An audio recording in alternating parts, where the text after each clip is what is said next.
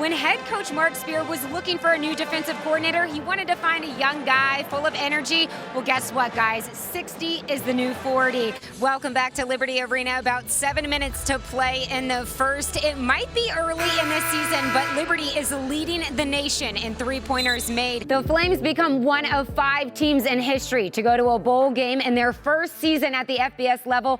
Welcome to Game On, everybody. I'm Emily Austin. His name might ring a bell. Frank Gore Jr. Yes, absolutely. He's the son of longtime NFL running back Frank Gore. I spoke with Frank Gore Sr. earlier this week, and he knew that his son had it in him at a very young age. FIU wide receiver coach Aubrey Hill lost his battle to cancer back on August 16th.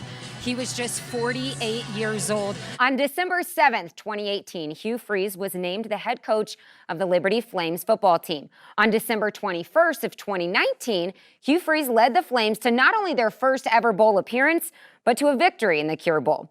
It was only 1 year and 2 weeks between those two dates. And trust me, it's been an exciting yet eventful ride, to say the least. AGG, can I throw you a touchdown pass? For sure. Where we lining up?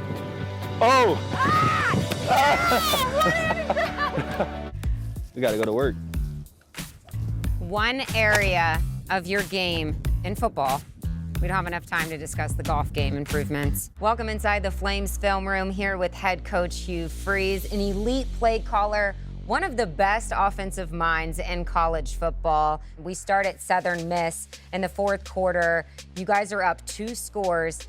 Talk me through this situation. You heard Coach Freeze. He had him out at practice on Monday and told the guys, hey, if Grayson makes this catch, then no pads at practice all week. A small world is even smaller in college football, and that's the case here today with these 2 head coaches. Not only do they belong here, but they deserve to be here. We spoke with Stetson head coach Donnie Jones at shoot-around this morning, and he said that his team, they've showed they've done it at times. We went on the road and beat South Carolina. We beat Liberty at our place. We've had some moments for our program that they've never had that prove that they can play at any level any given night. For those of us who don't know much about Chris Ferguson, let's get to know the QB a little bit more. As Joe mentioned, he transferred here from Maine, where he put up some solid stats. Matt, I caught up with both coaches on Liberty's side. Head coach Hugh Freeze said, we need to wake up. It looks like we're sleepwalking out there and just going through the motions. And he also said, we have to execute within this system offensively. If you knew how many things we've messed up, you know why I feel this way. If you look closely on the back of every single Liberty helmet,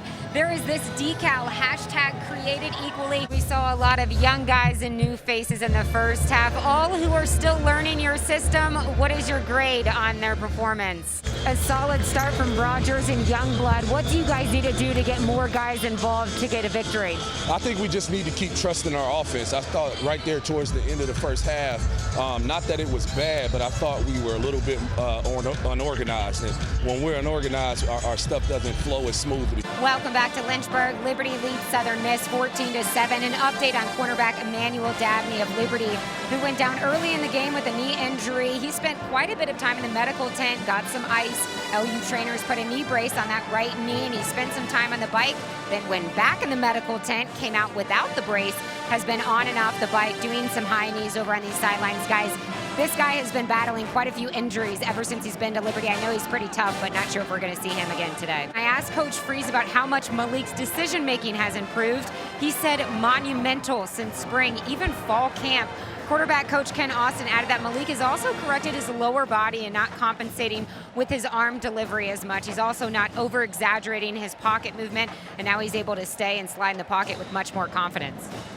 Emily Austin with a detailed report from the sidelines. Love it. Coach McKay was talking about that too, because he mentioned it's not like we're playing through Blake like we did Scotty and Mayo on occasion last year, but he thinks Blake will work himself into that, but it's not quite needed to do this year because we have so many other pieces. So he likes the balance that he submitted in order for the team to have some success. Barbier isn't your average looking kicker. He has the build of like The Rock, you know?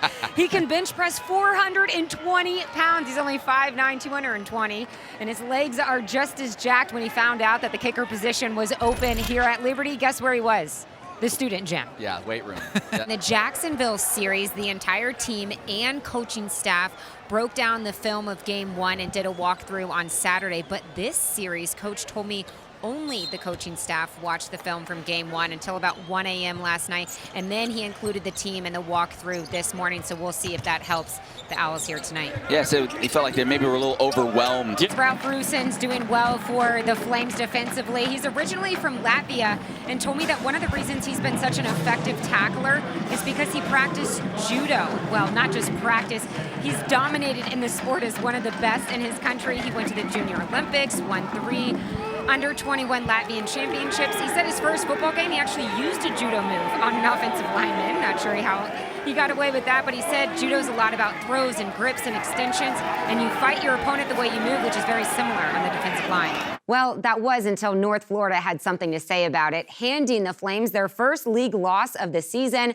But surely the Flames would bounce back 2 days later when they had the chance to get back in the win column against Stetson. Liberty came out to a quick lead offensively. Elijah Cuffey started the hot shooting for LU with an early 3. And Rhett, did you hear about the forecast down there? I didn't. It was raining 3s thanks to Darius okay. McGee. Okay. He had 4 in the first alone, helping the Flames with a 29-18 lead going into the half. But a different Liberty team showed up in the second half. Stetson opened the second half with a 13-3 run and eventually took the lead late in the second half. The Flames struggled offensively, only making 6 field goals in the second half. McGee was held scoreless as Stetson takes the win 48-43. This is the first time Liberty has dropped back-to-back games in the ASUN. So what does that mean for the ASUN standings? Let's take a look after those Liberty losses. It's a bit jumbled at the top with Liberty, North Florida, and Stetson in a 3-way tie for first place, holding a 5-2 record in league play. And then don't get too comfortable, Rhett, because you have North Alabama, NJIT right on the heels with the 4-3 record. Hey, it's anyone's game at this point.